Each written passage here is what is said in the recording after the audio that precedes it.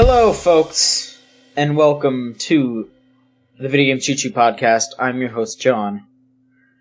This week, we have a full house of great regular hosts. We got Michael. My temporary tattoo is gone. What was the tattoo of? Hawkman? Hawk boy. Hawk dude? What? Hawk girl? Hawkman. It was a manly man. Oh, okay. Yeah.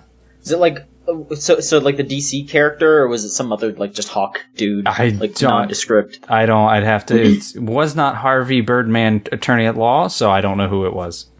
Bummer. Yeah, not aware of too many other bird people. Mm-mm. Sorry. Scott, what do you have a temporary tattoo that you like to share with the class? I had one of like what's the kid? Calvin. He's pissing, and it says on posts. He just hates posts. I don't hate posts. Calvin does though. He prefers the newspaper. Oh, so like mail? Yeah. Well, posts no online. bills? He doesn't like the internet. Oh, okay. It's really regressive, but I got it for 25 cents. So.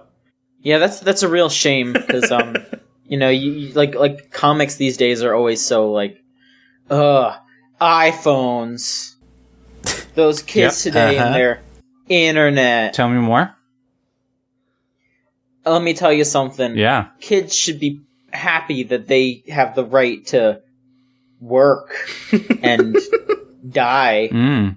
There's legitimately this fucking thing right now about a kid who's going around collecting cans, and he's made $10K so far, and it's for his college, but it's just like marketing for his parents' fucking recycling business. It's gross. I hate this. I hate this world that we live in.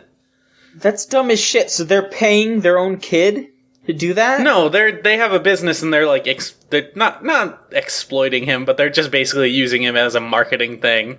Just being like, our kid likes to recycle too. Look at how much he's made.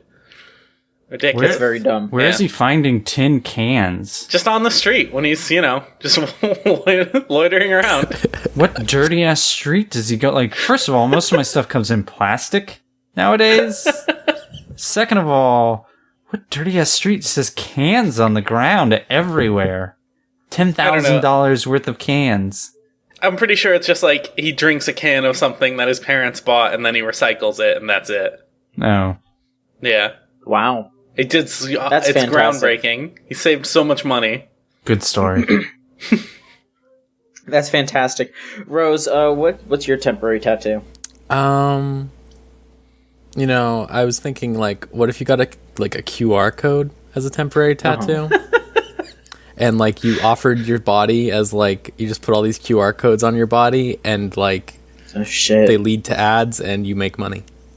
That'd be good. Well, I mean, I think the most fucked up part of it is that since temporary tattoos wash off real fast, then those would be very, like, high-profile yet fleeting advertisements. Oh, yeah. Be like, look, you gotta spend the big bucks if you want to make sure... Look, you could pay extra for me to, like, cover up this section of my arm while I'm in the shower, but, if you don't, it's gone. Yeah, it's like Super Bowl ads. They should just put those on celebrities. Just put a whole bunch of QR codes on Brad Pitt, yeah. Listen, I'm Don't they kind of do that with like products anyways? And Instagram posts? Michael, I'm trying to make a good cyberpunk out of this shitty one we have. Like, don't fucking tell them it's good enough. We need to go all the way. Yeah, sure. Corporations! Digital billboards on Brad Pitt's forehead. I'm alright with this. Yeah. You just fucking, like, you see Brad on the TV and you go, what's that on his head? And you point your phone, and now you're buying KFC. Yeah. Finally. I was buying KFC way before this. Don't worry about it.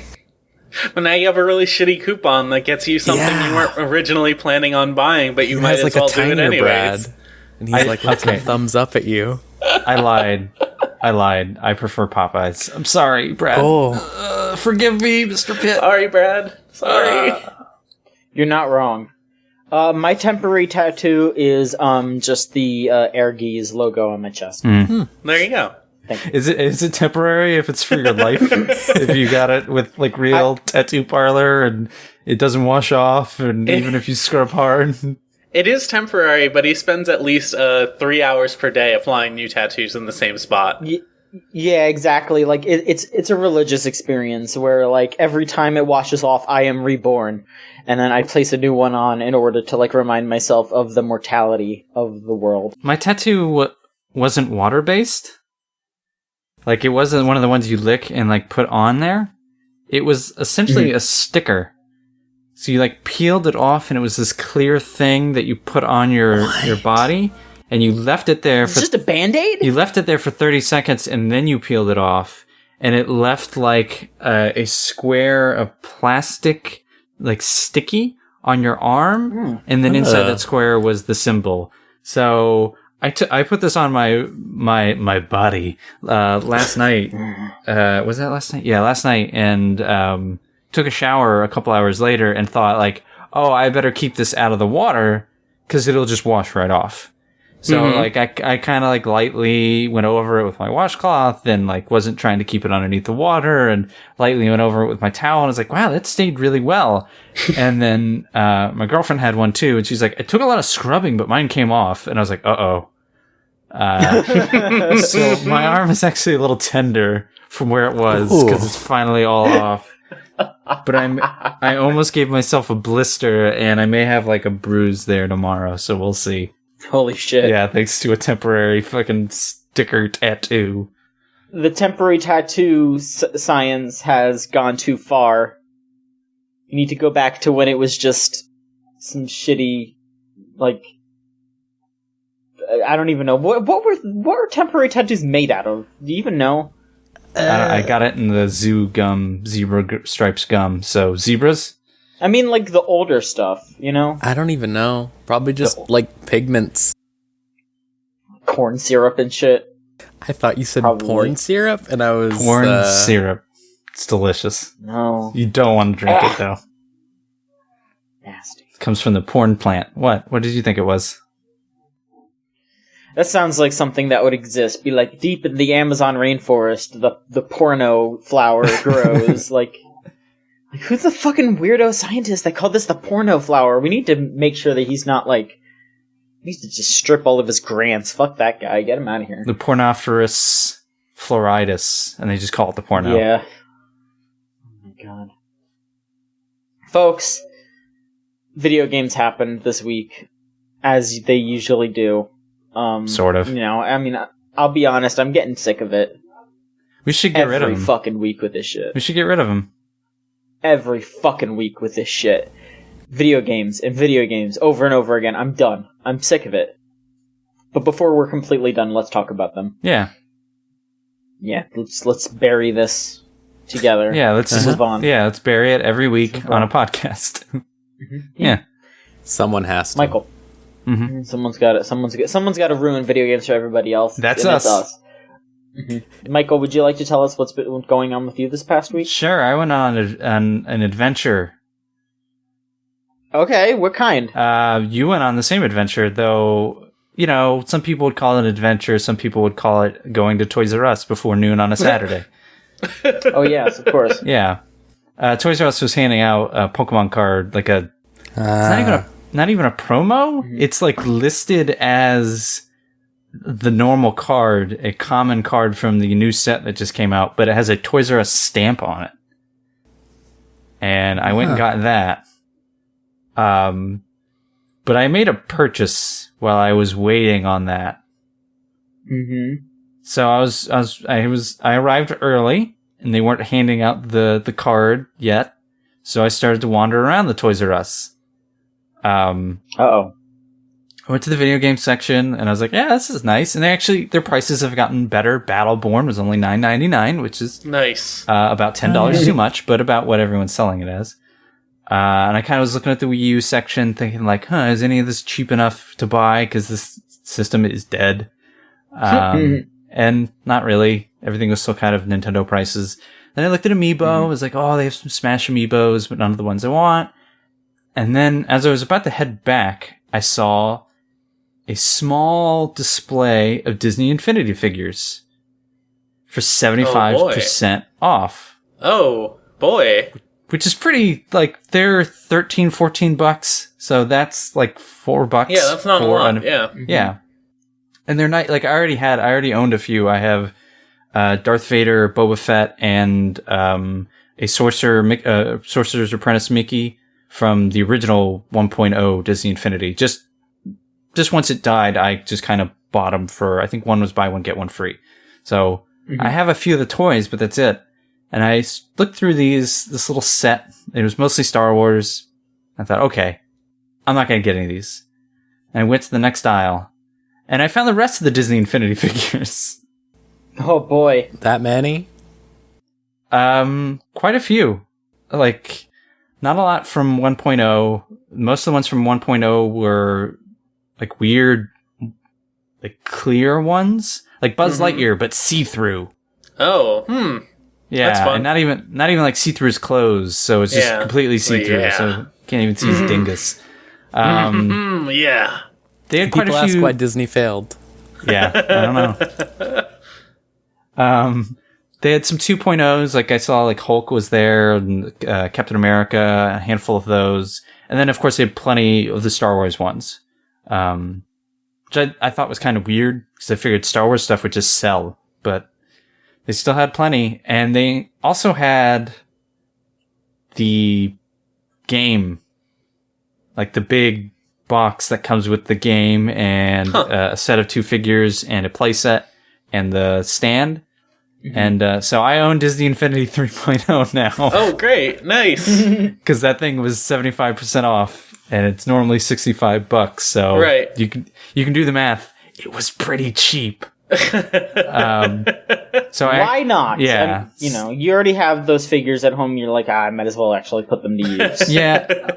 I've been thinking about it, like getting it, but it always stayed so expensive. The big, like, game bundle thing.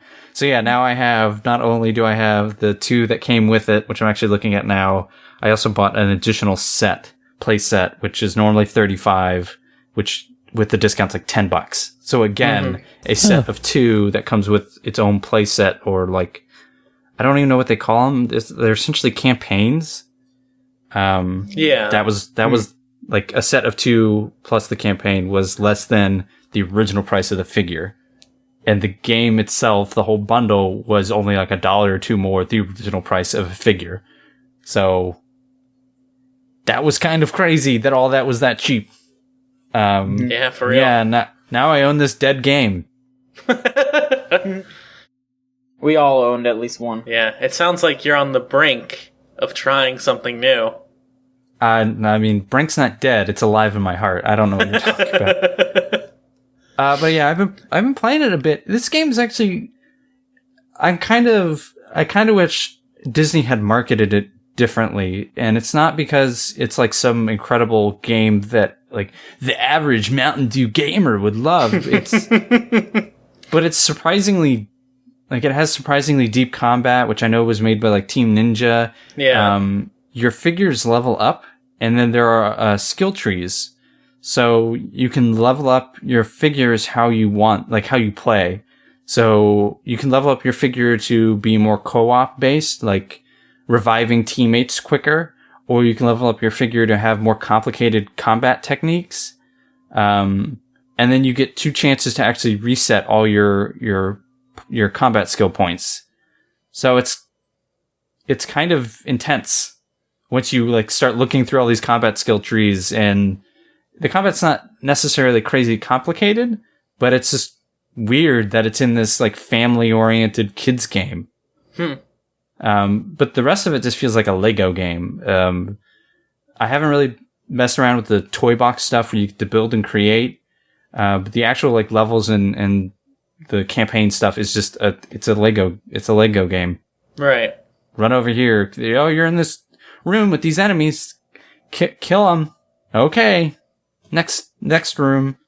But as someone who like really loves Disney, like the combat is kind of good enough to keep my attention. Yeah. And then all the Disney stuff is just great. Yeah. I forget who was in the call. I think it was just Andy and Ryan, because I know they love Disney stuff. I think John, you were there, and I was just reading the random stuff that was just in the there's in-game currency that you earn just randomly by killing things that in the Toy Box Hub, which is just a area where you can run around. Right. They are just capsules that every time you load up that hub, they repopulate that have the money in them. And when you go in the Toy Box to spend your money, or the Toy Box store, it just has like Haunted Mansion style buildings, or Haunted Mansion walls, or just random stuff from movies and from Star Wars and from Marvel. And Disney's always pretty good at like picking things that you've forgotten about from your childhood. Mm-hmm. And that's a lot of that stuff's in there. It's really weird. Darkwing Duck is in there. Nice. I don't know why. Yeah, he's in there, hanging out. He's my sidekick. But the game is surprisingly good. It actually made me pretty sad when I kind of was peeling away the layers. Like, oh, this is all kind of neat. I hope they make it. Oh, wait. Other than that, I've been playing some Watch Dogs 2. Oh, how you liking that? I like a lot of the way they present things. Yeah. But I don't like some of the way they chose to like reinforce some of those like themes. Like the theme is very much hacker, like modern day. Your menu is your phone, but when you bring up your phone, it doesn't pause the game. Mm-hmm. Which is a little strange. Like, because it is your menu for everything. It's how you access your upgrades, your missions, you can hit back to go to your map, and that pauses the game, but it's kind of how you access everything. And it makes it neat for when you're driving, you can access it, and kind of do things that way, but it's also a little, like, just a little strange that it's like, oh no, you're still controlling this car, but you're also selecting a mission. Right. And then when you strip all that stuff away, and I haven't played it much. I've only played maybe 6 hours of it. Right. Not even that, probably. And I've only done a handful of missions, but the missions don't really feel that interesting. Yeah. They're not, but the thing is, like, when you unlock more tools, like the UAV and the whole RC car thing, and you go further down whatever path you're into, like, they just become like interesting combat scenarios, sort of like, I don't want to say exactly like Hitman, nowhere near as good as that, but you just you find your way of dealing with things, and I've found like a lot of people do it different ways, and it's interesting. There's a lot there. Sure, and like that has been, I feel like, has been the real cool part, is like it presents like maybe two apartment buildings that are connected, and you have to go in, and there are two guys you need to knock out and steal something from them. Right. Hack them with your fists or gun. Hack them with your computer bullets in their heads. Flesh X is my porn syrup name. And so, like, there's definitely like room for your little RC car to go in, or you can kind of sneak around, or you can set up a bunch of traps and maybe like run out, let them see you, then run away, and then they'll go and run into the traps. Like, there are different ways to do those things, but I feel so, like, it even let me do a mission up until a point where I needed the hover thingy. What are those things called? The UAV. Yeah, UAV, the drone. But I don't have it yet. I don't have the money for it. But it let me do a mission up until I needed it. And I thought, like, I don't know, some of it just seems really strangely set up. And a lot of, like, the overall world design is very GTA-y. Like, very Grand Theft Auto. And it's not bad, necessarily. It's just, I don't know, it's not really hooking me like a Grand Theft Auto would.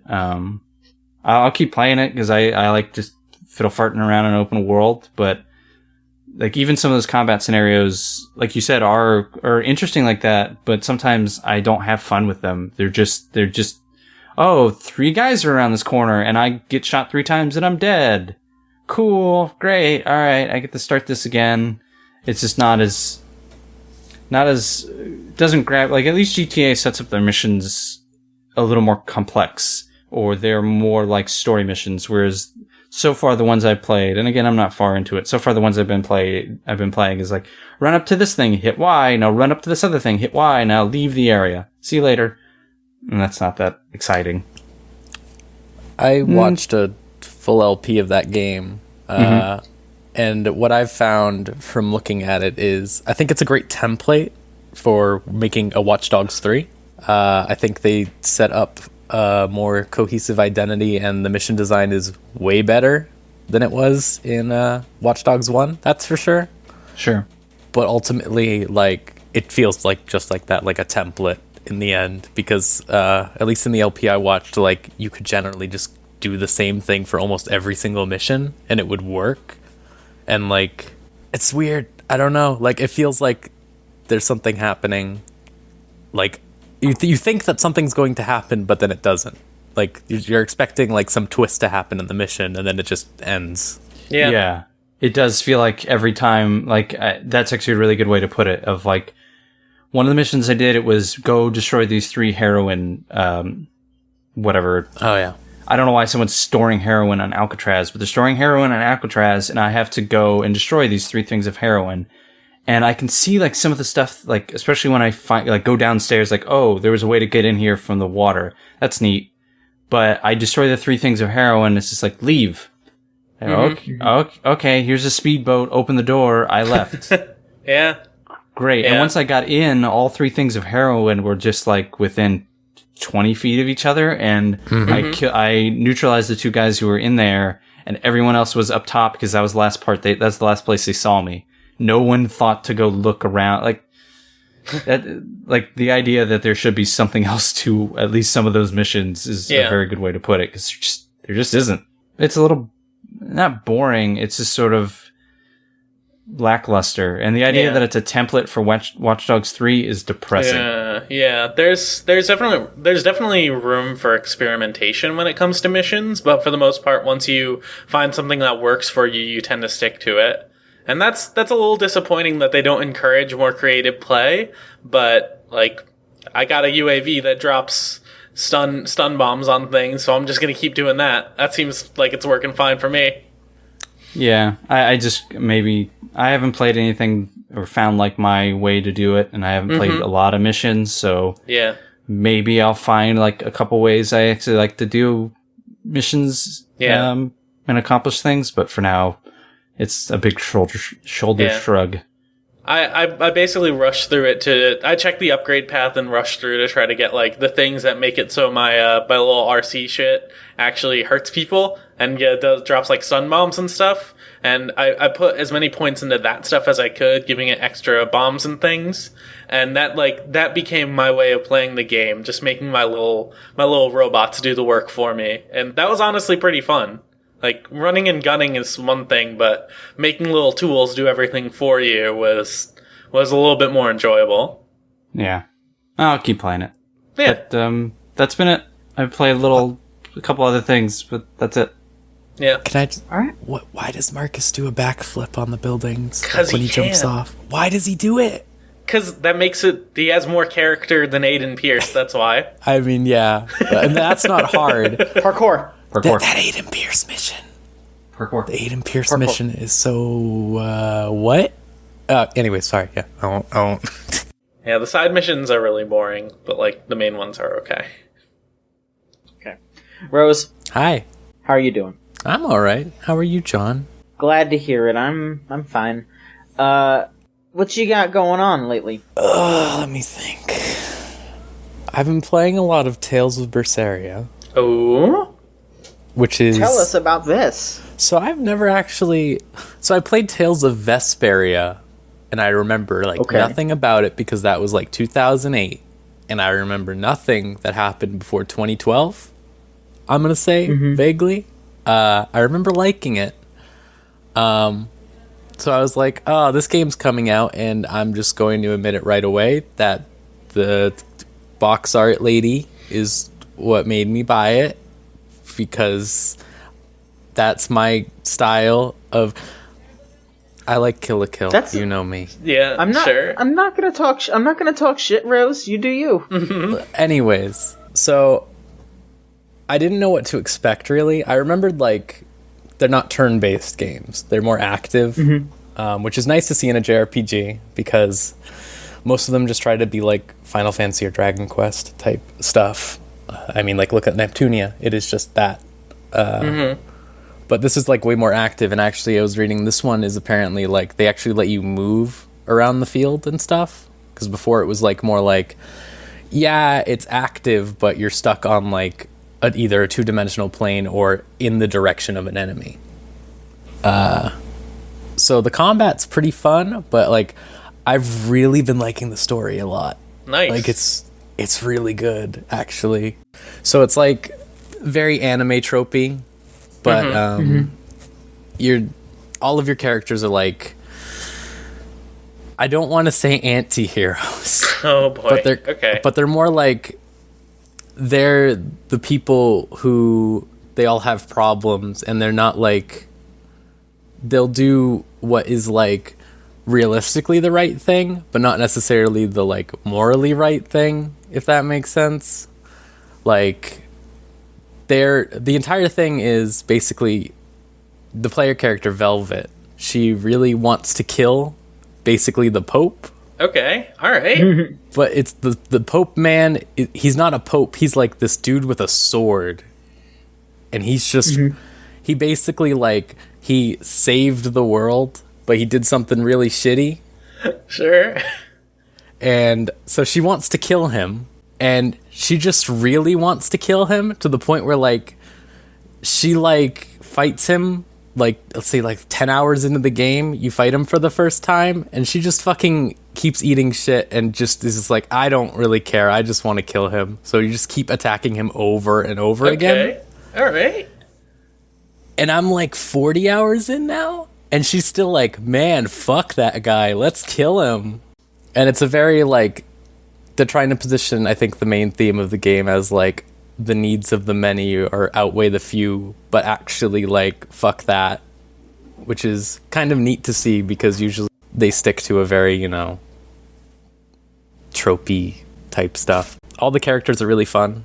There's like this dude who just punches things all the time, and he's like, he thinks he's cursed because all these bad things happen to him, so and he keeps flipping this coin, and every time he flips it, it's always tails. Okay. And he just keeps flipping it over and over again. And it's just like, I'm sure it will probably at the end of the game, oh, it's heads, look, wow. But like, as is, he's just like, yeah, I don't know. It's a good game. It's a good game. I did a bad job of explaining it, but trust me. Like, you did a perfect job of explaining it, in my opinion. All the characters are just really fun, I think, is the main thing. Because the Tales games do this thing where they present you with skits. Just like while you're walking around, you press a button and then a cutscene plays out. But it's like always like the characters like bantering off of each other and stuff. It's just like, it adds a lot of character. It makes the like the characters in the story feel less like, oh, this is the chosen one or whatever. And there's, oh no, that's just like, that's Rokuro. That's what he's like. He's just a fucking stupid idiot swordsman. Also, the dialogue is really good. Like, one that particularly caught me was, they cut this dude's head off, and he's like, and then they're like, did you just cut that man's head off to make a sword out of it? And then the dude responded and like turned around and said, no, I'm going to make 2 swords out of it. Raw. Economical. Like, what? And there's just a lot of stuff like that, and it's, yeah, I really like it.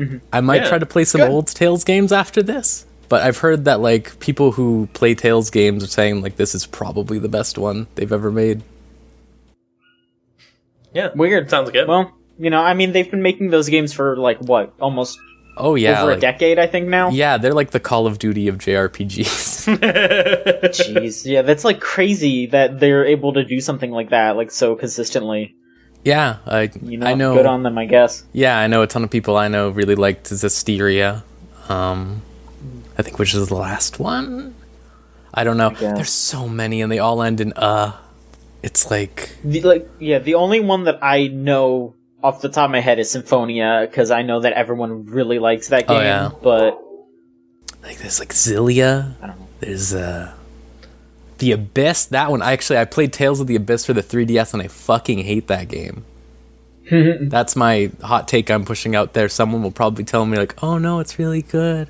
I love all the characters and the little creature that screams when you touch him. It's so much fun.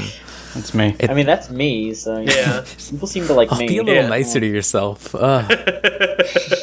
No. Why start now, right, John? Exactly. But yeah, did you play anything else? I played Fire Emblem Heroes. Ooh. Yes. Yeah, let's talk about that more, because I've been playing quite a bit of that, surprisingly. Oh wow, really? That's good to hear. Not like a crazy amount, but like every night before I go to bed, I just like use up all my stamina in the game, and then I'm just like, and I also just go to fucking town. No, Jesus. No, I mean, I play a couple of rounds in the game, and then once I'm unable to do so anymore, I'm like, all right, well, I'm not going to touch this again until tomorrow. Yeah. And I think that's a pretty good way to play That's that a really game. good way to play that game, actually. I am doing better now in that game today than my opinion was yesterday, my opinion was, fuck this fucking game. They keep, every time I go to pull the characters, it's always red and red, not even green, just red and nothing, just no color. Every single time. And it's like, cool, I have 3 tikis, leave me the fuck alone.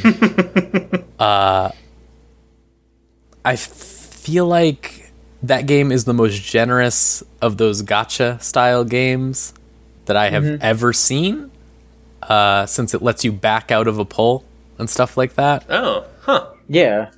Yeah, so how it works, have you played any of it, Scott? Not yet. Okay, so basically, do you know how those games work where you pull the characters or whatever and it's random? Okay. Oh, yeah. So how it works is it pulls you to the summoning screen, and there are 5 orbs. You have to pay 5 orbs there are 5 orbs, and you also have to pay 5 orbs to get into the situation where there are 5 orbs. Okay. All right. But, so you pay those 5 orbs, and they present you with those 5 new ones, and they say, hey, pick one, and there'll be a random color every time. You can't back out of the first one. You have to pick one. And after you pick one, it'll be, like a big thing, and look, there's fucking, it's Ike, but it's Kid Ike, I don't know, fucking, there he is. And then it goes like, hey, if you pay 4 now, you only have to pay 4 now, you can pick another one of those orbs. Oh. And then it does 4, and then it goes, hey, 3. If you guys 3. Yeah. And you can pull up to all 5 of them, and I think there'll be 20 at the end. Huh.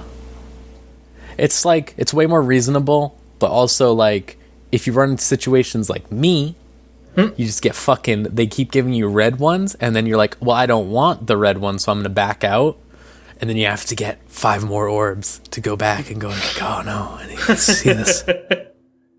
It's fucking nefarious, but even though I think it's generous in that regard, I feel like the problem is that game, more so than any of the gacha games I've played, other than maybe Grand Blue, really, you need to have a versatile team. Especially when you hit the later difficulties and stuff. So, like, I haven't gotten any blue or green characters. Oh, no. And the later Holy chapters... shit, what? Yeah, no, I just got a blue one last night. What's going on? I don't know. Are you joking with me, Rose? Because No. I don't know. I've been told that I've been really lucky. I've actually gotten quite a few 5-star characters already. Wow, must be nice. Yeah, I have Crom. I have that dude with the bow and arrow from Fire Emblem Fates. Niles, yeah. I have someone else who's 5-star. Is it Robin or is it someone else? I don't remember. But I have a couple of 5-star characters, and I'm like, oh, that's cool. Oh yeah, no. The other 5-star character I got is that fucking that Perry character. Oh, I love her. I'm sorry if you don't. Look, I think she's actually really great, except for her voice acting. Yeah, I know. Everyone tells me, oh, look, it's Tommy Pickles. I don't think she sounds like Tommy Pickles, but she does definitely sound like a character from Rugrats. Yeah. It's really unfortunate, because she does actually have, a cool, character design, but whoever decided that on that voice, that's just, I don't know. That's just... No, it's fine. Don't worry. I'm sorry. I'm sorry, Rose. No, it's fine. You're gonna make some posts later that's like, I thought John was on my side. He betrayed me today. Tired of all the drama. Sick of the fake friends. But so I haven't gotten any 5 stars. I've gotten 2 4 stars. I've been getting all 3 stars, and it's killing me. What are they doing to you? I don't know. So here's what I think it is. I used up all my luck because my girlfriend loves those fucking games. Right. And she was like, oh, I'm re-rolling to get Camilla, the big purple hair boob lady. She's like, oh, I really want Camilla. As you do. So I helped re-roll for her account, and I got a fucking Camilla, Tharja, I think like Lynn, and then like another one all in one pull. And I was like, oh shit. There you fucking go. And it's like, here I am with my 3-star tikis, living it up. Merry Christmas, shithead. Now I'm fucked.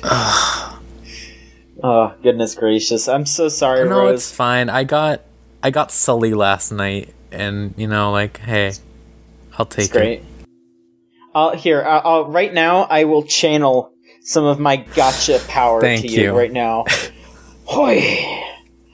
Hoi! There you go. Now you should be able to pull a good 5-star. Disgusting. This is disgusting. I don't know if I don't know if it'll be horny or not, but if I get a Camilla, I will be simultaneously like, oh, I'm glad it worked, but also like, oh, was it worth it? Like, is this what happens? I'm so sorry. But yeah, that game is. I think it's good. I think. I don't know. I think it's the best out of the mobile games that Nintendo's done so far. That's for sure. Yeah. It plays definitely. like Fire Emblem. Like, hey, it plays like simplified Fire Emblem. Like, I don't know why when you fail, they're like, use an orb and you can continue. And it's like, no, I'm not fucking doing that. I'll just restart. This map takes like a minute. It's weird. Yeah, like all the matches are so short. It's like, and it's not like your characters are perma-dead ever. So there's no reason why. Like, yeah, it's I mean, sure, you could just be like, oh well, it's for convenience sake. I could just press this button and just keep going from where I was. But it's like, no, you're using your free orbs. Don't do that. You can get new characters with those. Yeah, like the orbs are finite. Like stamina is infinite forever. Mm-hmm. You just have to wait. Be patient. That's the number one rule of those games: is be patient. They gave you 10 potions. Yeah, you'll be fine. Did you get the 10 free orbs from My Nintendo? Of course, yeah. Okay, good. Yeah. Hey, Scott, there's a little tip for you when you play. 10 free orbs. 10 free orbs, baby. But yes, thank you, Rose. Is there anything else that you played? No, I started up Fire Emblem Fates Revelation, which I never played. And that's, you know, Nice. It reminded me like, oh yeah, I don't have to fucking pray to God to get a good character because they'll just give it to me because I paid my fucking $20. All right, Jeez. yeah, I started that. I don't know. It's Fire Emblem. Mm-hmm. More of that. So, Scott. Hi. What's up with you? John, would you like to read a book and then become a samurai? I mean, is that all I have to do? Well, that's all William did in Nioh. Wait, his name's William? His name's William, Yeah. but that's really hard for a lot of the Japanese people to pronounce in the game, so they just call him Anjin. I thought his name was... I thought his name was Nioh. Why? Why did you think Because the that? game's called Nioh! So, this is just like when people thought that the fucking Bloodborne translated to Brad Vaughn, and they thought that like you were gonna play as a dude named Brad Vaughn. Great. I don't know. I think I'm more in the clear than that. I don't know. I'm sorry. Do you look at Pokemon and go, can't wait to play as Pokemon exploring this world? I love that guy. Well, to be fair, my the favorite things in Pokemon are called Pokemon. Yeah. Yeah. So the name makes sense. This a is just little like, bit. why can't Metroid crawl? There you go. I figured it All out. right, fair, fine. You know what? Sure.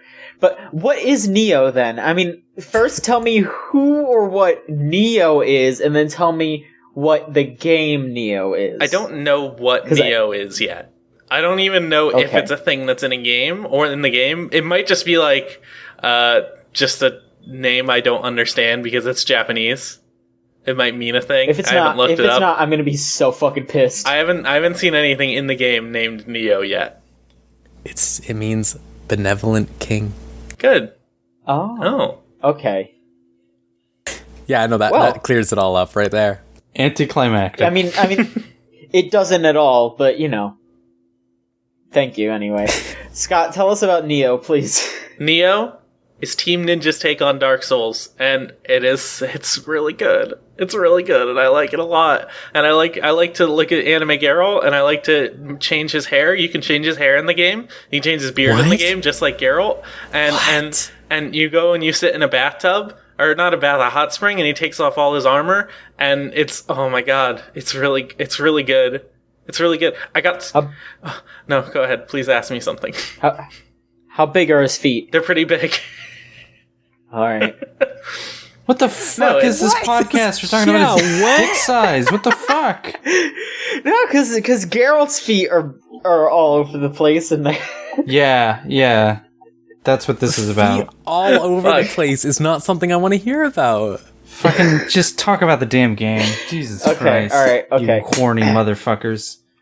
Yeah, all right. I'm sorry, Scott. So you said that it's Team Ninja's take on Souls.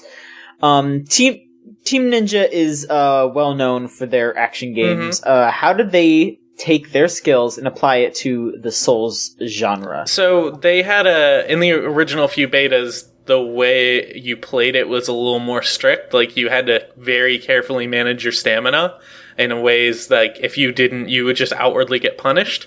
But they took a lot of feedback from players and managed to make something that just plays really, really well. It's still punishing at times, but like not so much that it feels unfair. And it's so cool. Like, so what they did was, you know how in Dark Souls games your moveset and everything are dictated by the weapons that you pick?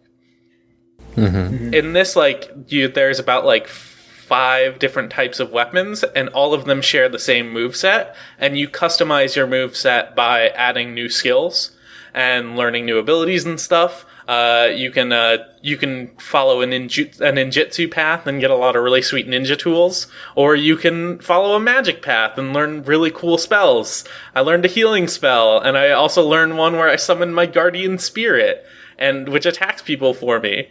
That's different from a living weapon, which is something all of your characters have, which every character has, where you activate your living weapon, your guardian spirit goes into your sword or whatever weapon you're using, and then you have a super powerful anime attack for an extended period of time, which is something Dark Souls does not do. And it's fun. It's really fun. They take lessons from Dark Souls, and they managed to just say, fuck all the unfair shit. We're just gonna be fun. It's really cool. If you have any questions, please ask, because I can gush about every single little thing they do.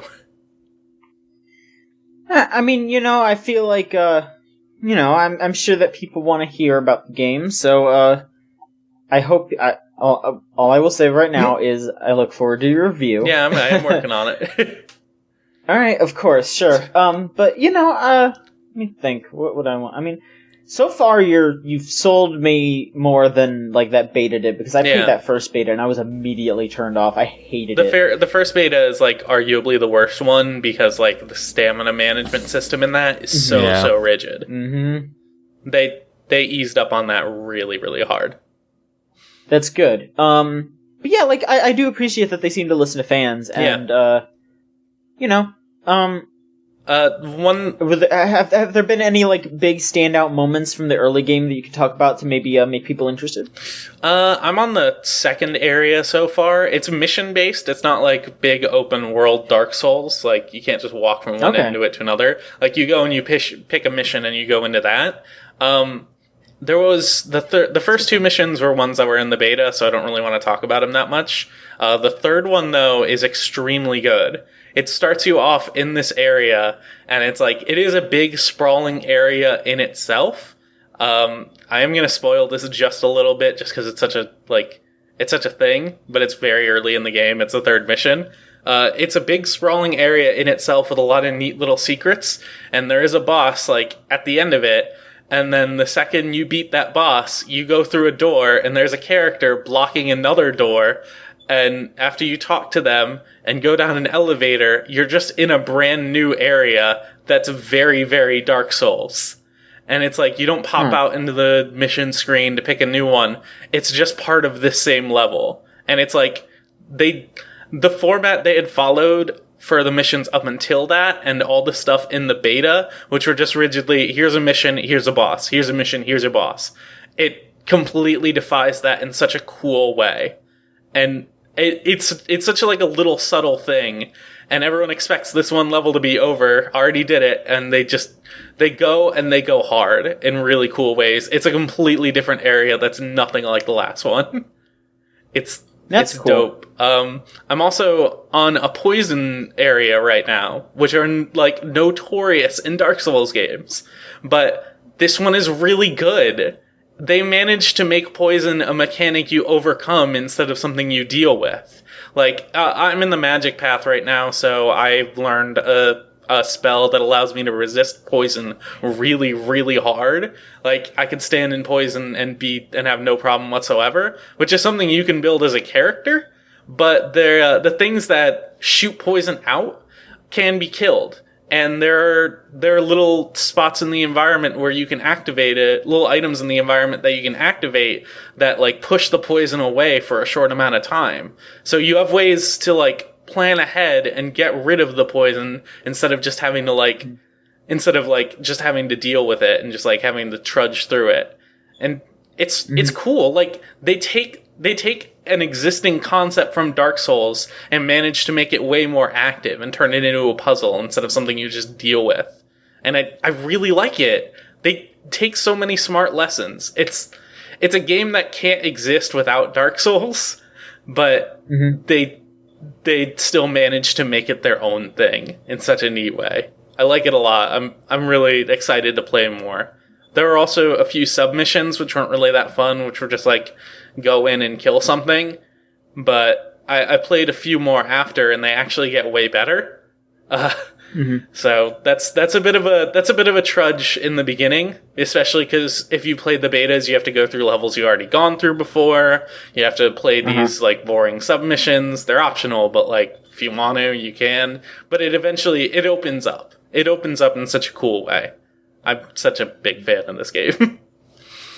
All right, that's cool. Yeah. All right. So as for moi, I've been just kind of hanging out. I haven't really been playing too much new stuff. It's been Yakuza.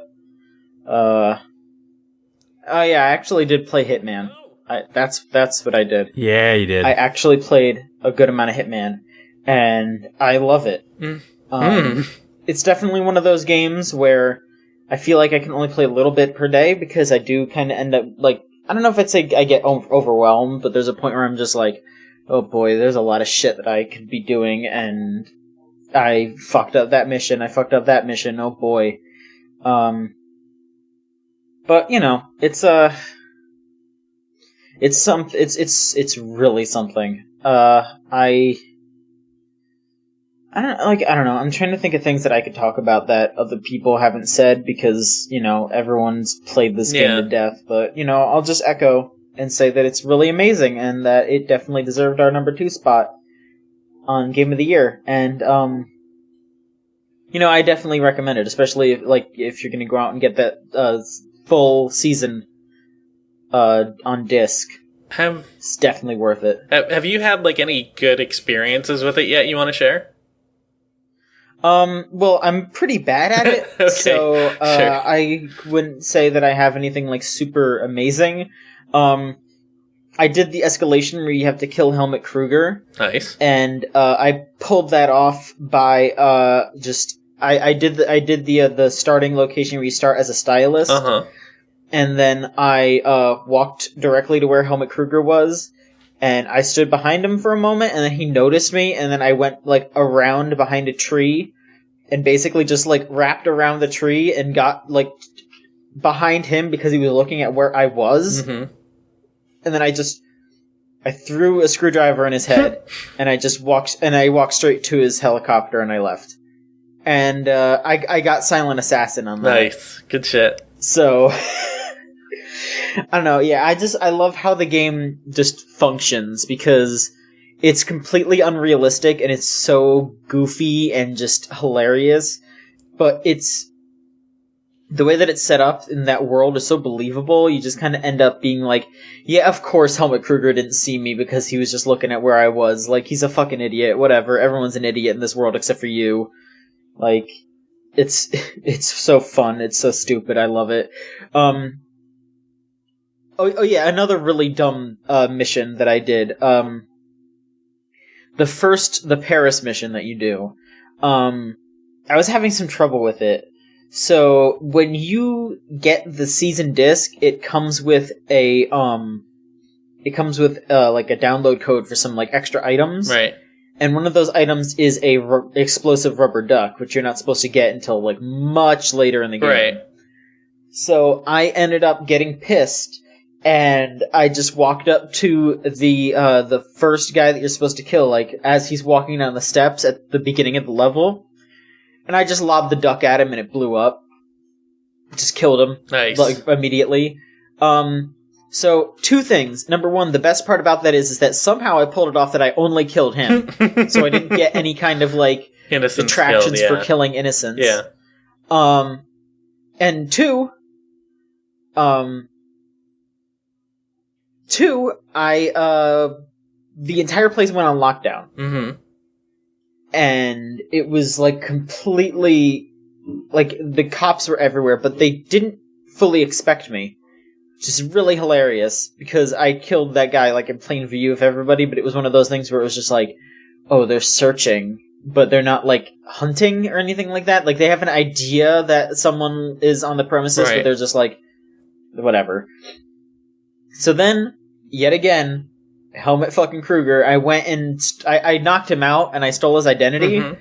And then I did the thing where you call up the lady that you're supposed to kill and set up a meeting with her. Right. Because while it was on lockdown, she was on lockdown. But I, like, forced the game to get her out of lockdown by doing the Helmut Kruger thing. Right. Okay.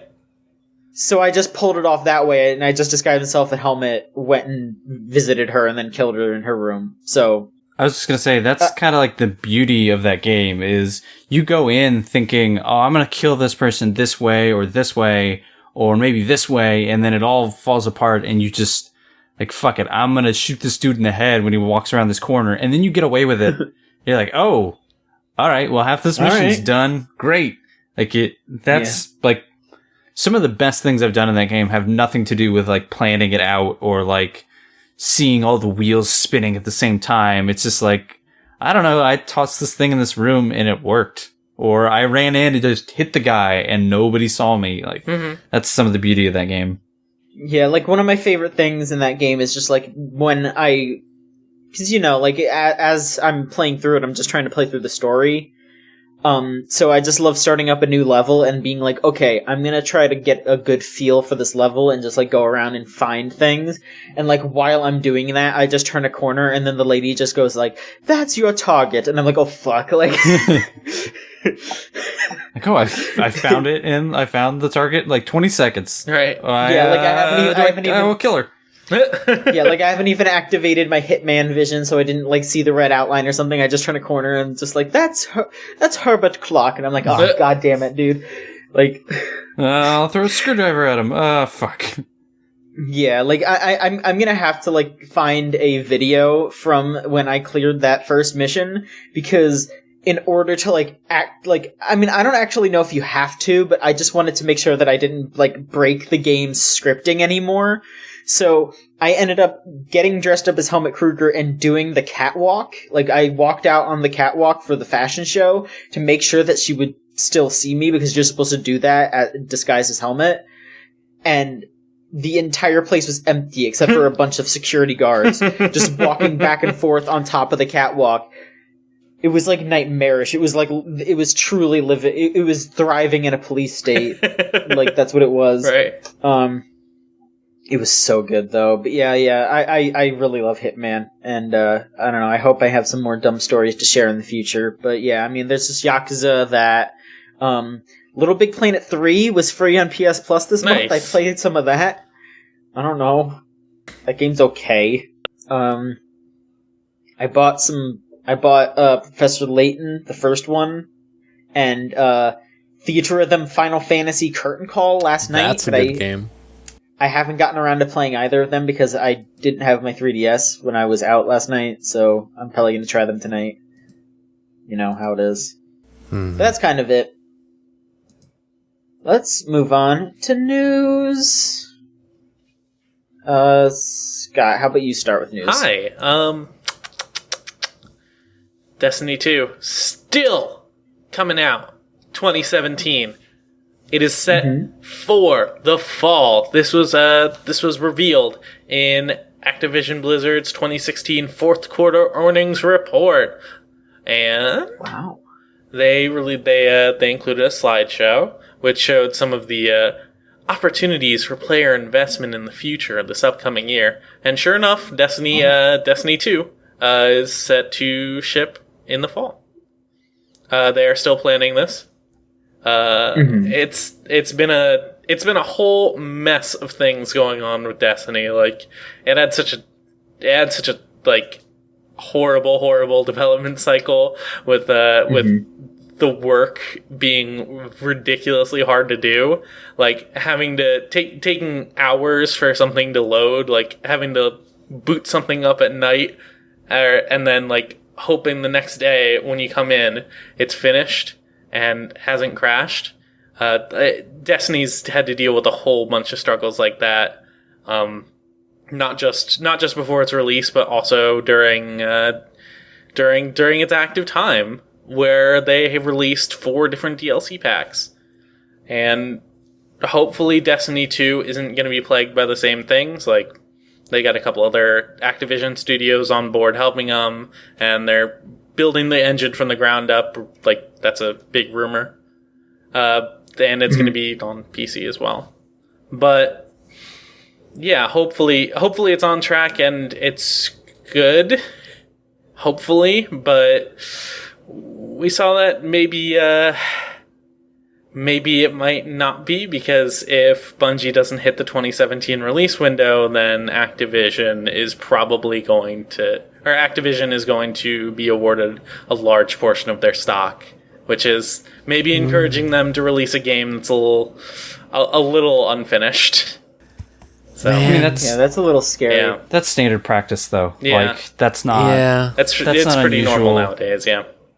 I mean, that's just been normal as is. Like most of the, like, when Destiny 1 was made, if it had come out on time, Bungie would still own the Destiny IP, but Right. it didn't come out on time, and so now Activision owns it. So it's not unusual to set up that kind of deal, and you know, Bungie is still independent, so Yeah. if you can't own the studio, you have to have something that is incentivizing Activision to give them all this money and all this Right. time and all the marketing. So it's not surprising. And, you know, if Bungie got into that deal and wasn't aware of the production issues or how, I mean, especially after the first one, if they weren't prepared for making a second one in timely manner, then it's on them for making that deal.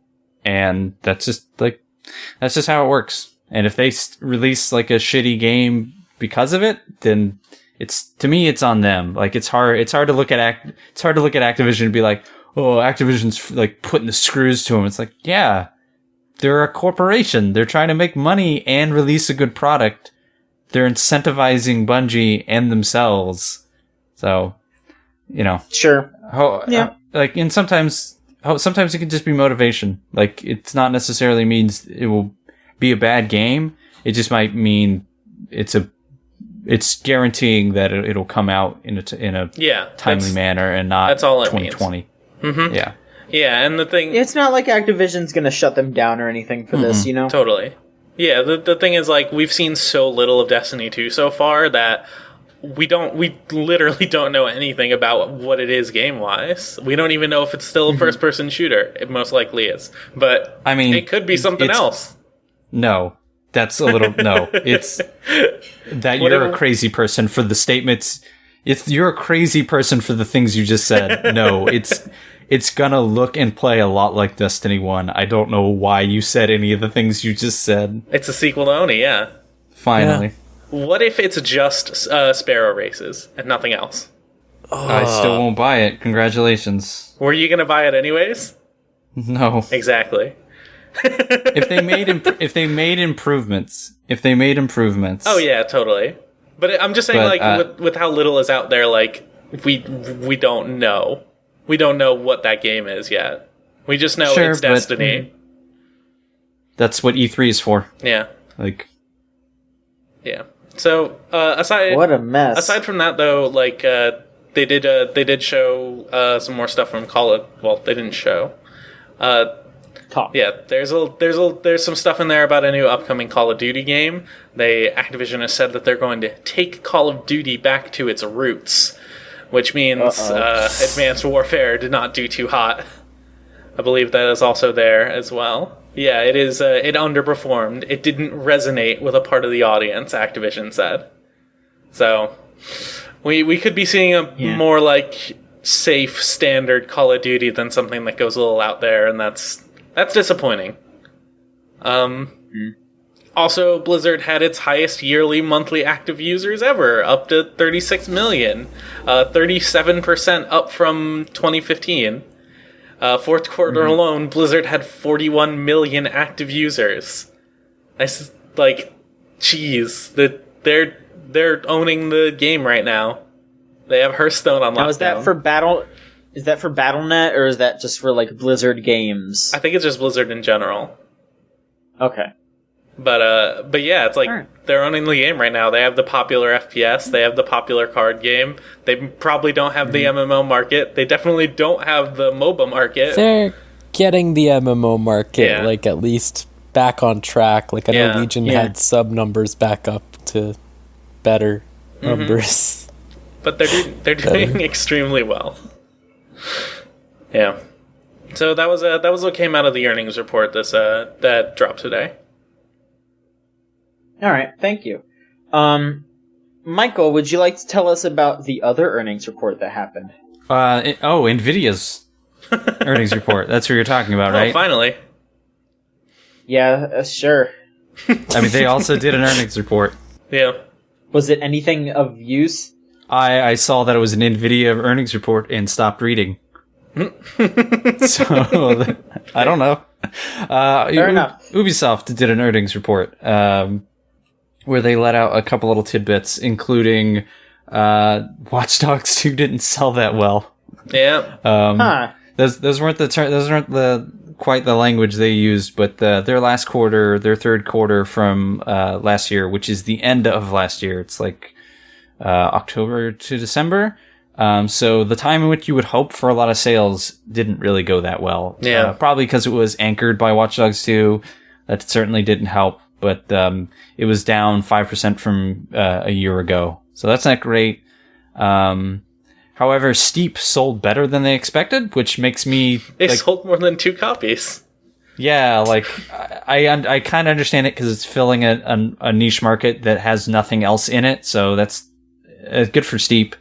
And then Rainbow Six Siege is continuing to do, like, having a very long tail that I don't think Ubisoft or any other person on this planet thought it would. Yeah. I know they keep, like, fiddling with it and changing it, so I guess they're doing something right there. As for next year, they sort of really delayed a big game or big game to them, and it actually caused them to downgrade their sales forecast just a bit. It just means I have to say this name again. South Park: The Fractured Butthole. Was delayed. Oh no. It originally had... What a national tragedy. Oh, man. Yeah. I mean, think of it this way. The longer this is delayed, the more we have to hear about it.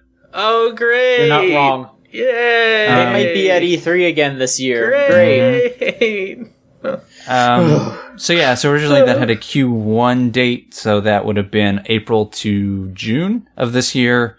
They've been kind of wishy-washy about it, and then now it's just classified as fiscal year 2017, which is April to March of next year. So it could not come out until next year. Yeah. They are very tight-lipped about it. I don't know anything why it's taking so long. Why they didn't just write a new game and add some new art. Yeah, it's kind of crazy that this game, which looks a lot like the first one. Well, they changed up a lot of things. It's not just straight up an RPG anymore. It's like a tactical RPG, which is kind of a big shift. But no, I don't pay attention when this game is talked about because it looks like shit. So that's a shame if you're looking forward to that. And if you're looking forward to that, I'm sorry. That's a real shame. Yeah. They also teased a lot of Switch games. Yves Guillemot, the CEO of Ubisoft, said that there'll be more than just Dance coming out in 2017. He didn't really say what else, but there's still that rumored Mario's and Rabbids game. Yeah. And then there's still Beyond Good and Evil 2 that's supposed to be rumored. I've no clue what else they're bringing, but man, Ubisoft loves them some new hardware. So yeah, there'll be something. I have no clue what it is, but there'll be something. And that's about it. It's kind of not like it's not bad news for Ubisoft, but after it's been over a year now since Vivendi has been slowly but surely trying to take them over while actively denying it, and to have a year kind of, especially the winter months, the big Christmas time, not do that well, and to lower your sales forecast for next year is not a really good sign. Yeah. So the Vivendi creep. The Vivendi continues. creep. Yeah. That's it. Thank you, Michael. Mm-hmm. Rose, Hi. please inform us on your chosen topic, if you would. All right. So, Scott was saying that Blizzard had a lot of active users. Yeah. Right. And listen, WoW is no longer the largest part of that active user like it used to be. Yep. Because Hearthstone exists. Yeah. And people play that for whatever fucking reason. And Overwatch exists, and, everyone plays that game. So Blizzard decided that... I'll back up a bit. Mm-hmm. So 2 years ago, Blizzard came out and they said, hey, people who play World of Warcraft, you play a lot of World of Warcraft, probably. Yeah. Because you're still playing World of Warcraft, and things aren't going great right now. So if you get some gold, and people want to buy gold, you can buy a subscription with your gold. And I did that. Nice. Because I'm poor. Yeah. And it's pretty good. Because it's just like, I don't need this stupid fucking trinket or whatever. I just sell this and I can play the game. Right. Yeah, that makes sense. Yeah, it was a neat system. And now they're ruining it because they're like, oh, look at our Overwatch and Hearthstone money. So if you play World of Warcraft, now you can spend your gold on fucking... I think it's just straight up Battle.net currency now. Yeah. You get $15 of Battle.net currency. Yeah. For, at what the current market rate in WoW, 100,000 gold. Which is a lot. Sounds fun.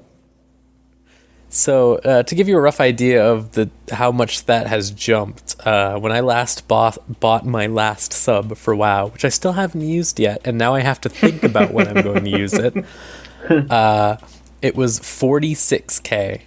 Yeah, gold. it's like nearly double. Yeah, and it hasn't dipped much Jeez. in the past couple days, and it's probably never going to dip back down again because...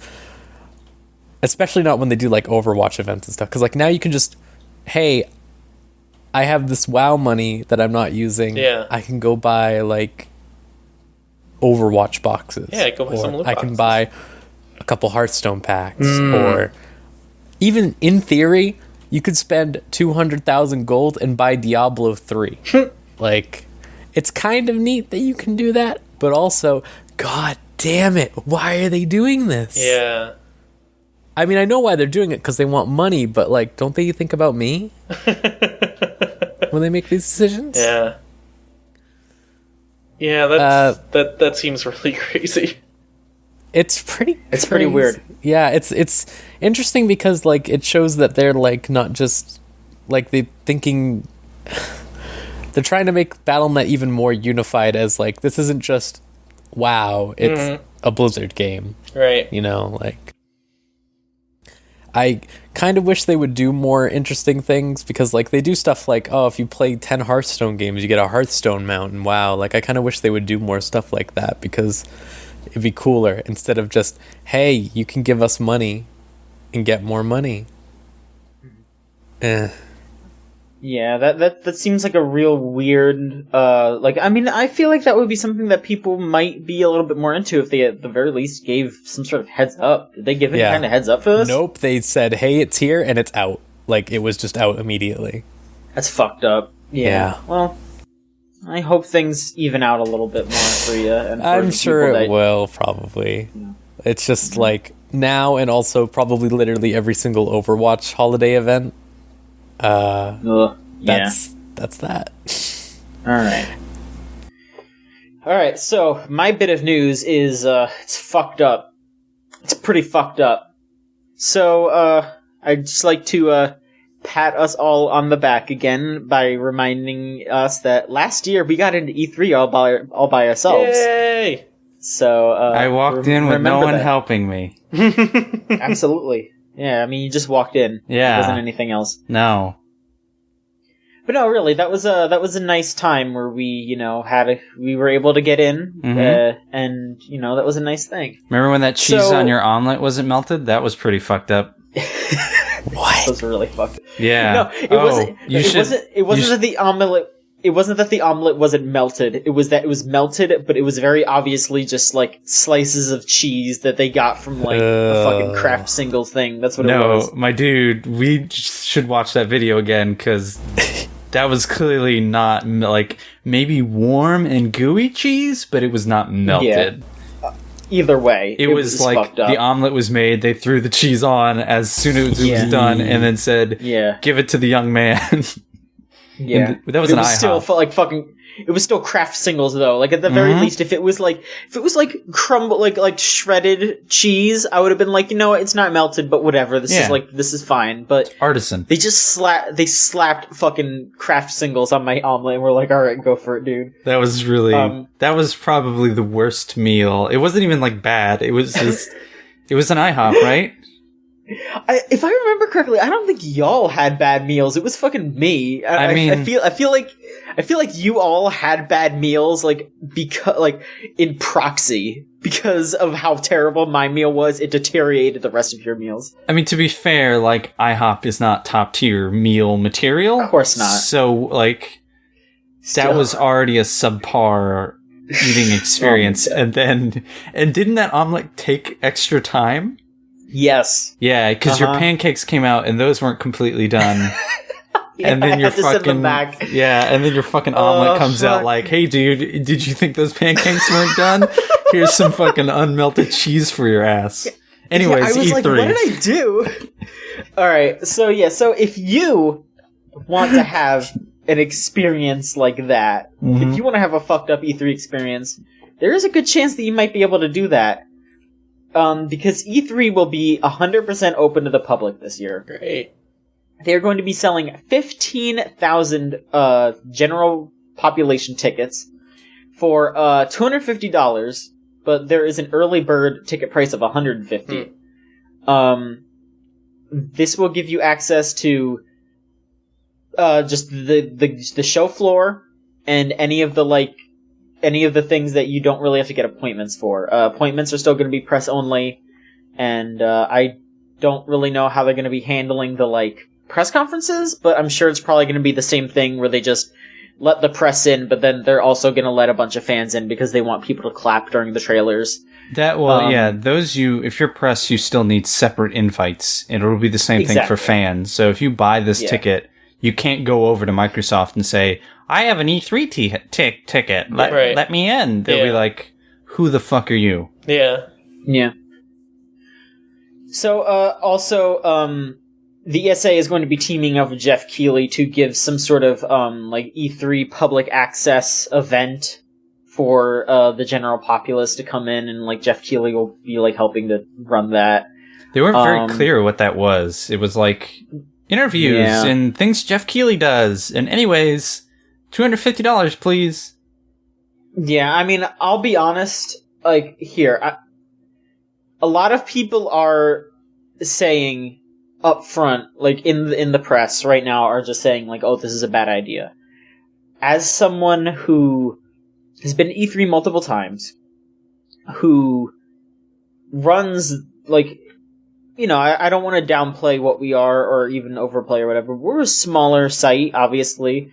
Someone who runs a site like this, and how we're able to get a couple of appointments and all that. If you don't have appointments, if you're not hustling to get that kind of information, it's really not worth it at all.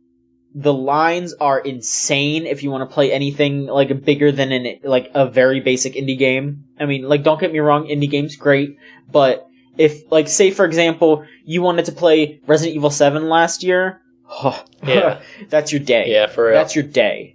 Unless you get an appointment, which the general public won't be able to get. Yeah. So, look, that's something that you need to take into account. I would say if you're thinking about doing something like this, PAX. Just go to PAX. Mm-hmm. Yeah. You would be able to play pretty much the same games. Yeah. Except, I mean, not 100%. There will be some games that you're not going to be able to play, but a good 75% of those games you'd probably be able to play at PAX later on in the year. You can go to panels. There are just more events for the general public to participate in. It doesn't seem like a good idea. I would say just stay home, go to PAX. I mean, I don't disagree with you. PAX is clearly a better choice. Meetups, hang out with people. The cities are usually better. Nothing against LA necessarily, but downtown LA is really expensive. The hotels that are super busy. Yeah, the hotels that are nearby are really expensive. And, if you stay just far enough away, you're not going to be able to get downtown unless you know about the train stations and all that stuff. And I think even the train station's pretty far away from LA Lives. It'd still be a walk. I think if you were the type of person who is absolutely insane about video games, E3 could be worth it. But with the option of PAX, and considering how that's only $65 for a 3-day ticket, comparatively, even if you get the 151, the early bird one, it's just not worth it to go to E3. I wouldn't say it's as barren as troublesome to go play games. We were able to play Final Fantasy and just walk up and play it. Yeah. We were able to play Deus Ex by walking up and playing it. Same with Cuphead. You might have to take several multiple passes at it, kind of walking by it, and then some games like Recore just had a crazy line for some reason. No clue why. Yeah. Well, I will say that they are selling 15,000 tickets. Yeah, that's... Yeah. So... Yeah. And your mileage is going to vary considerably to what we're saying right now, because this is going to be way more packed than it ever has been. So, well, no, that's not true. There have been more press people and other people in other years. I still think it's going to be insane if there's that many people. Yeah. I don't know. Sure, yeah, it'll suck, and we'll have to try and get more appointments to avoid being on the floor, and maybe that'll make it better for those people, but a lot of the lines you're going to end up standing in are going to be very controlled demos and trailers, or extended trailers, or somebody else playing the game for a while. A lot of what you see kind of in a conference sitting at home. So there's stuff to do, and it's just a shame because this is kind of the meeting of I understand as a press person why this sucks. This fucking sucks for us. All it will do is drive more games off the floor that you want to play, and force us to go get more appointments. That's all it does for us. And for you, it drives all these games off the floor, and now you're playing either Square's third string RPG that you've never heard of that might actually be really cool, but probably isn't. Yeah. Or you're playing the game that's coming out next month from Xbox, or you're waiting in line 20 minutes to play the game that's coming out next month. Yeah. Like, it's just not, I don't see this, like, from either standpoint, I don't see this working out. I wish they had done this like TGS or like Gamescom, where they just add a day, or they have another half day or something, and have Friday be the public day, or Thursday and Friday, half of Thursday, something, so that the press can go in, do what they need to do, the vendors can go in, the business people can go in and do what they need to do, and then the public can go in. Because I think we're also overlooking like what E3 also serves, and that's a place for people within the industry to make contacts and come together. And that's vitally important for the industry, because there's no other event like that, at least in North America. Like, PAX doesn't do it. Like, PAX is its own weird mix of developers and press. Right. This is a sort of a meeting head of like, everyone will be there. Japanese, North American, European press, vendors, Best Buy, GameStop employees and managers, fucking anybody and everybody will be there. Influencers, Devolver across the street selling free sausages and beer. Fuck, if they all go there, we're screwed. But oh Christ, yeah, no more free food and beer. Yeah.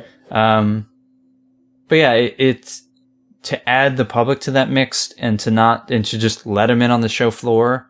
It won't ruin the relationship now, but I just don't want it to cause like some sort of rift between like the public and everyone else, because everyone else is there to do a job. Yeah. And it seems silly, but it's work. Like, E3 looks like a fun time, and it's fun. Like, I love doing it, but it's work. Like, we're not like, it absolutely is. Like, we're working when we're there. Yeah. Like, we're talking about melted like cheese on an omelet, but that was after we were on our fucking feet all day long. Right.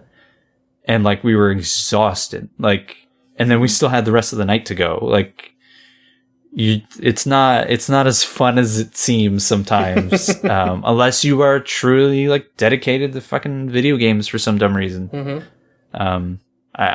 I don't see this working out well. I don't see this happening again next year in the same circumstances. Yeah, absolutely not. It seems a lot like a solution to a problem that was really not that much of a problem. Like, they saw these show floors just disappearing and seemed kind of reactive to it. They tried. I feel like this is the last year with that public space. I feel like this is the ESA trying to be like, look, we need to get the public to come here, because then the rest, all the developers are going to have to come back. Because everyone doesn't want to just stay at E3. They want to have their own events. They want to just have streams. So, it's hard for them to really exude that. Yeah. I mean, if it could work, like, if you say to EA, wait, we've got 15,000 people over here, like, and they're going to see all these other games, maybe you shouldn't have your event in Hollywood, right? You assholes. But maybe that'll work, or maybe they'll just do what they did last year and what Devolver does every year, where they just have an event a block away and and do it differently in their own style, and just say fuck it. So I don't know. I don't know the solution. I wouldn't want to be in the ESA right now making these decisions, because I don't know if there is an easy one, especially in downtown LA in the middle of fucking everything. But I don't think this is going to be that positive. It'll make them some money, I guess. I don't know. Absolutely. We'll see how it goes, I guess. And we're going to have to like tie like safety ropes together, like we're climbing a mountain together, to make sure that we don't lose each other. I'm gonna cut my rope and fucking go off my own.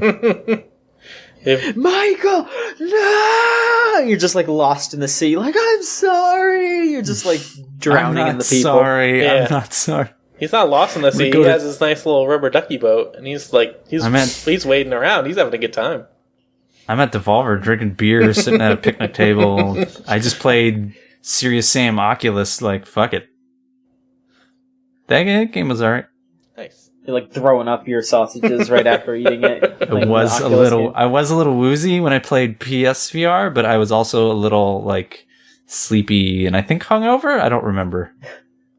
Did we drink that? Yeah. I don't remember any of it. I don't know, but All right, so that's news. Michael, would you like to give us some questions? I'll give you questions that were sent to podcast@videogamechoochoo.com if you like those emails, or if you don't, you can go to videogamechoochoo.tumblr.com/ASK.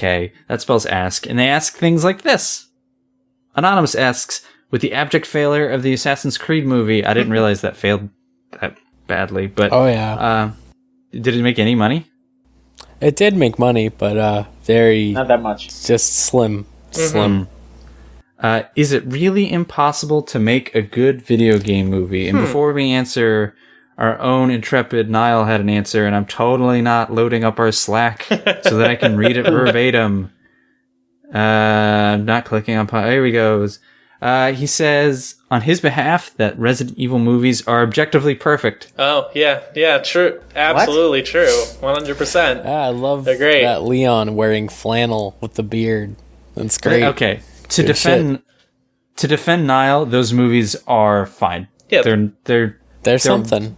They're watchable. Like, comparatively to other video game movies, oh yeah, they're absolutely fine. They're entertaining. I don't think to myself in the middle of it, what's happening? Am I still sane? Have I lost it? What is reality? Like, I don't think those things like I do through Super Mario Brothers. So. Okay, so no, fuck you. First of all, I was literally about to say this is without a hint of ironicism. Irony. Ironicism. Those are words. I fucking love the Super Mario Brothers movie. I wouldn't want it to be anything other than what it is because it is incredible. It keeps me on the edge of my seat. Every time I watch it, I forget like half of what's happened, and it's like Mario's going to take his girlfriend to WrestleMania. Let me ask you a question. Do you enjoy it because it's a good movie, or do you enjoy it because it's batshit insane? I mean, do those have to be mutually exclusive? Yes. Well, okay, shit. I don't know. I'm gonna be real. That movie has like incredible set and costume design. Yeah. Well, yeah. The guy who did the set's the same guy who did the set for Blade Runner, right? Yeah, same guy did the same two sets. I even think he may have borrowed some of the sets. I'm not gonna complain. I love it. I love that they just like Bertha. There she is. Wow. Yeah, that they like made a reference, like all the fucking like weird ass references that they made, like. Yeah, here's the giant fish from Mario 3. Like, okay. She's this big lady who kisses Mario, and it's great. So what you're saying is that is the perfect video game movie. We did it. I think it is. Solved it. You're all wrong because it's Mortal Kombat. Yeah, that's true. What about the Street Fighter movie? See, the problem with the Street Fighter movie is like Mortal Kombat took the literal idea of what if these fighters were idea. Yeah, what if these fighters were like shoved into this other world and Raiden laughs funny and then they all have to fight each other in a tournament. Whereas Street Fighter like adds this weird politics on top of like Raul Julia is trying to take over the world. Of course. Bison bucks.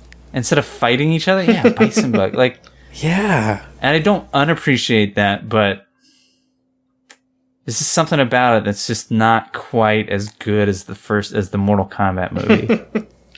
Which makes the second Mortal Kombat movie terrible. Yeah. My favorite thing about the Street Fighter movie was that they had like some original character in that. I don't remember the dude's name. What? But yeah, they had an original character in that movie, and they like keep making references to him in other Street Fighter games, but like they can't like actively talk about who he is because he's just that dude. I'm looking this up. I gotta look it. Too late. Yeah, no, I'm looking it up right now. Yeah. Colonel Guile, Bison, Chun-Li, Ken, Cammy, AN Official, Ryu, Dhalsim, Zangief, Balrog, Carlos Blanca, DJ, T-Hawk, Captain Sawada? Yes. Is that him? Captain Sawada. Yeah, Captain Sawada is just from that movie. And yeah, like you know how they have those like Street Fighter V fighter history like things where they're like this could potentially be a character in Street Fighter V because they're like in the history of Street Fighter. They actually like drew that dude like in the Street Fighter V art style and like inserted him into the canon officially. That's wild. Weird. Yeah. I think that they should make him a playable character, and they need to make the like version of Ken from Street Fighter 2010. They need to make him playable. Just make him be this like fucking crazy dude with like these mechanical arms, and just be like, "I'm the real Ken Masters." Like that would be so good. Yeah. Oh, I recognize him now. Okay, sure. Yeah, he'd be a. Oh, he's in Street Fighter the movie, the game. Yeah, yeah. That's one. What, Okay, I didn't stutter. Street Fighter, the movie, the game. No, I know that it's Yep. real. Yeah. Mm-hmm. Yeah. Regardless of the ultimate quality, can we at least agree that, like, these ridiculous live-action movies that try to do weird things are at least, like, a million times better than, like, those BioWare Dragon Age CGI movies? Yeah. Yeah, absolutely. No, they're about the same. No. Michael, have you Yeah. ever seen any of them? No, I respect my time. Yeah. Okay. Trust me. I'd rather have like 50 Street Fighter the movies than watch whatever the fuck the Dead Space one was. I don't even remember what it's called. It was terrible. I forgot there was one. That was on Hulu for a very long time, and I kept it looking was at on it and going, Netflix. yeah, Yeah. that's it, yeah.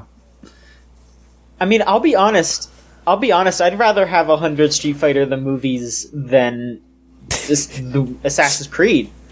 Because at least that movie is like goofy and dumb Yeah. and fun to watch, but like Yeah, that no. Assassin's Creed movie looks like it takes itself way Yeah. too seriously. That's the problem with a lot of like video game movies in general is That's the that problem with Assassin's Creed. like every time I see someone like when they're talking about making a video game movie when they're like, we're going to treat this with reverence, I'm like, oh god, like no, stop right there. the things that make video games good are usually the mechanics and the way you interact with them.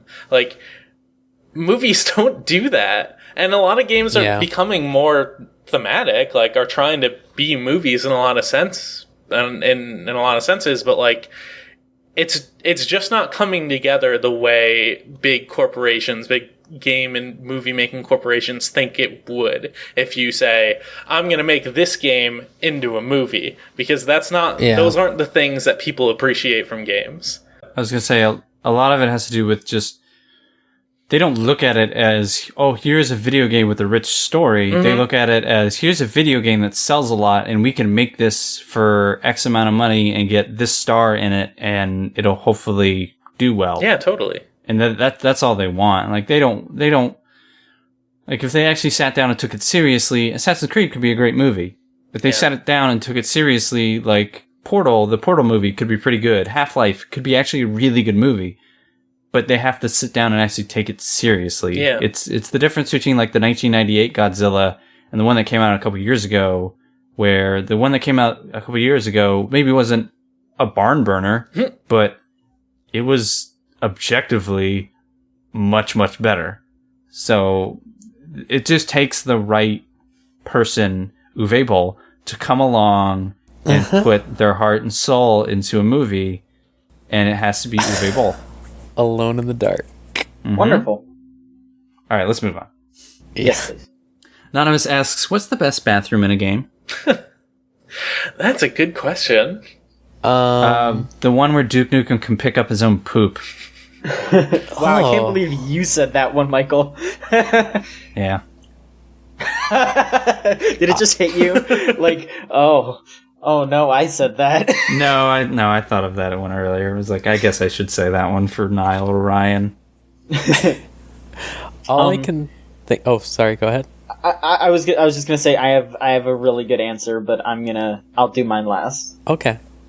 All I can think of is the bathroom from The Darkness 1 that you can see in the subways, because when you go in the subways, like, you have to get a key to get into them, first of all, which is like, okay. and then you go in and it's just fucking, that is what a subway bathroom looks like. Like, it may not be good, like, I don't know if this question means, like, a good bathroom that looks good, but, like, that's real. That is a real bathroom right there. Like, the toilet paper is gone. It's just gone. Like, the case that holds it has been broken.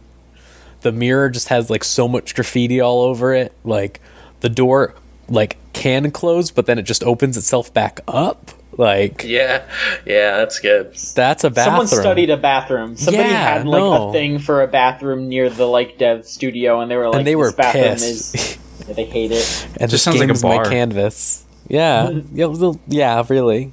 What is the subway? Scott, do you have one? I don't know. It's hard to think of like really iconic bathrooms in video games. I don't have a lot of good suggestions. It's like I can name a couple toilets that I like the one from Deadly Premonition. Where you have to flush those toilets in order to find stuff, and that's always fun. But like there aren't. No, I can't really think of any good bathrooms. I can't think of one that I would look at and go, yeah, if I was building my fantasy house, I want that bathroom. I've got the best one, but I'm curious what you came up with, John.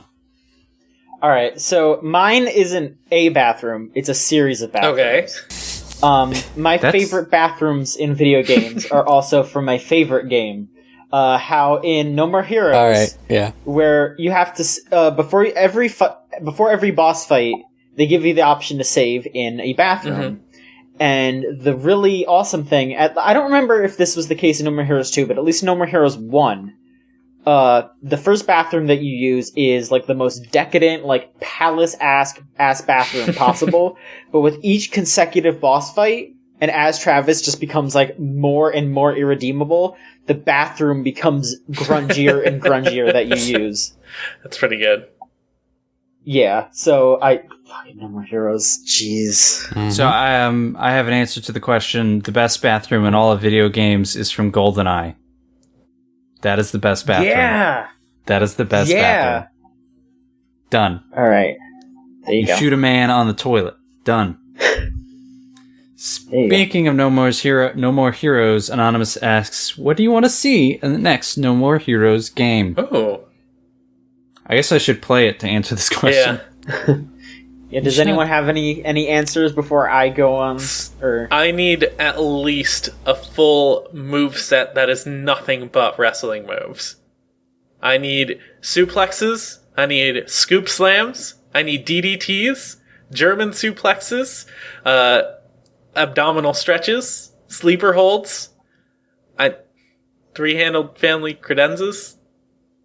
Scott, you get all of those in No More Heroes. I'm not even joking. Even a Boston Crab?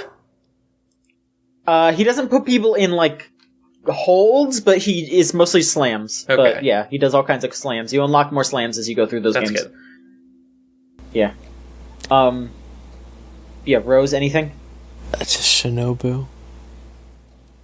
That's all. Sure, yeah. That's all I gotta say. I don't know. I really want to be surprised, because, you know, the No More Heroes games are very much like a place for Suda51 to, like, express something that he feels is wrong in the community. Mm-hmm. Like, how first No More Heroes was about, like, otaku fetishism and how much he hated, like... John, before you go into a thesis, we need to wrap up soon. Okay, I'm sorry. I'll stop. It's okay. That'd be a great feature to write or a video to do. Yeah, but let's answer these questions. All right, I'll keep that in my pocket for my No More Heroes Let's Play that you all know is going to happen. But yeah, I mean, for what I want from No More Heroes 3, I want pretty much the same combat, but if they can improve upon it, I more than welcome it. I want interesting mini games. Like, I really liked that they took those mini games from 1 and turned them into like neat little like 8-bit mini games. That was cool. And I want to just see a lot of variety from the bosses. Like, that's really all you need is, like, interesting bosses, better gameplay, and more fun minigames, and I'd be happy. Can you do a power bomb? Probably. Nice! I'm in. All right. 3 more to go. Stu the Great asks, As someone who recently bought a HOTAS that's a hand-on throttle and stick, I am a big fan of enthusiast limited use controllers. What's the Chooch Crew's favorite controller like this? Also, hey Scott, want to play Nioh later? Yeah, of course, dog. There you go. Favorite limited use controller. I'm gonna keep mine for last you two. You should go Again. because I don't have anything. Yeah. Please. Yeah, I can't think of one. Really? Yeah, Rose? no. I Off the top used of my my head. Guitar Hero microphone for World Tour. I used that for Ventrilo in World of Warcraft back in the day. Hell yeah. Did you put it on a mic stand or did you hold it? I held it. Nice. I mean, Alright. I'm using a Rock Band mic right now. Oh, wow, yeah. What? Yes. Did you not know that? No. Yeah, John can only, like, pod when he's getting the high scores at the same time. Yeah. Well, there you go. My answer is the only answer that I think we all need: the dive kick controller. Oh, that's a very good one. Yeah. 2 buttons. Yeah. One for diving, one for kicking. That's all you need, baby. I like stuff like the Donkey Kong bongos. Just play all your games on bongos. Like, that would be so good. Every now and then, like, when I'm feeling frisky, I'll pull out the old arcade stick and start playing things on an arcade stick that you're not supposed to. Play some Gone Me Home too. on an arcade stick. Hell yeah. I've got an answer. Yeah. For a limited use controller, the Wii U gamepad. Thanks, everybody. Yeah. Ooh, yeah. Anonymous asks, so any thoughts on that new Danganronpa game? I guess I should play one of those too. Yes, you should. Yes. Michael. Yeah. Look into getting that like 1 and 2 pack up for the PS4. Yeah. That's the best way to go. It'll Meh. probably go on sale cheap. Like, if you're ever like, oh, maybe I'll do it. Like, you know. I've never liked that with Danganronpa. Fair enough. Oh, really? The feeling doesn't come out sometimes? No. There was a time on the site where I thought, like, man, I should probably play this game. And then I just kept hearing about it. And I was like, man, I never want to hear about Danganronpa ever fucking again. I'm sorry for ruining Danganronpa for you, Michael. It's fine. You do it with every game. I feel like the worst parts of Danganronpa aren't in the games, though. Like, the games themselves, the core games, are perfect in every way. And even the problematic ways are kind of good sometimes. Yes, they're perfect. It's perfect. No, they're extremely good games, and just like the anime butchers that shit. Like the side games aren't particularly good, and they're trying to do this weird expanded universe that just isn't hitting as well as the core games themselves have. But those are still a really good time and worth playing. So no thoughts on the new one? Basically, the only thing that I want to say is just if 3 is anywhere near as good as 2, then I'm fine. Yeah, baby. I won't say anything. That's what I'm gonna do. No, I'm not you know gonna what, say Rose, anything. please. No, we Go need to ahead. wrap. We need to stop this podcast. Yeah, I'll All just right, tell fair, you. fair, I'll fair. let you to believe. That's all I'm gonna do. All right. All right, Rose Sorry. loves Danganronpa, especially the anime.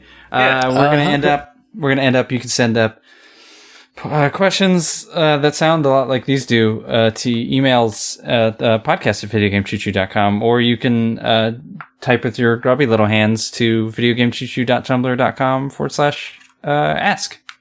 Wash your hands. Don't let them be grubby. You'll sound like Anonymous, who asks, which Wario outfit is better, the classic overalls or the biker ensemble? And it's obviously the overalls. I don't know why there would be another choice. I like the biker outfit. You don't like thinking of Wario as a leather daddy? Okay, I I mean- changed my mind. Actually, Michael, you're absolutely right. And Yeah. he needs to keep those overalls on and everything that is inside of them in those overalls. Yeah. Yeah. He wears denim anyways. He does wear denim, right? Yeah. Yes. Okay, good. Why the fuck did you both answer yes that quickly? Who the fuck cares? Silk. It's all silk. It's velvet. Who cares? It's a It's fake. Wario, and I love It's him. fake. It's not real. Those farts don't really smell. They don't exist. No, They that's a hurt. legit jacket. He got that from fucking Levi's. And it's, He went to the fucking Levi's store. Why and was would he just go like, to "Oh, hell yeah." Levi's? Jesus. He goes to Lucky. We all know it. He goes to Lucky. Levi's, yeah, the real expensive store. Levi's. Yeah, it's Wario. For fuck's sake. He thinks I hate this podcast. All right. Well, thank you, Michael, for hating, and thank you all for loving us. We will see you next week with another episode of the podcast. We've got a couple of things in the pipes. Yeah, we do. Hopefully some reviews. But, we're working on it. But, what you will definitely have in next week is another episode of the show. So, thanks a bunch for listening. Goodbye.